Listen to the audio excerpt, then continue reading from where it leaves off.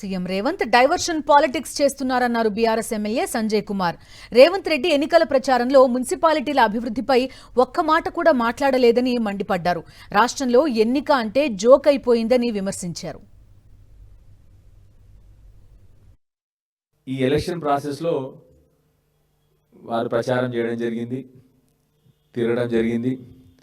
కానీ ఏ ఒక్క రోజు కూడా మొత్తం ఎలక్షన్ ప్రాసెస్లో మీ అందరూ కూడా మళ్ళొకసారి మీ పేపర్లలో ఏం ప్రచురించబడినాయో చూడండి. ఒకసారి ఒక్కరోజు కూడా మీటింగ్లలో కానీ మేనిఫెస్టోలో కానీ మున్సిపాలిటీలకు ఏమి చేస్తాము, మున్సిపాలిటీల అభివృద్ధికి ఏం చేస్తాము, మున్సిపాలిటీలో ఉన్న ప్రజల సంక్షేమం ఏం చేస్తాము, పోనీ మా జర్నలిస్ట్ మిత్రులకు చేసిన వాగ్దానాలు ఏమైనాయి.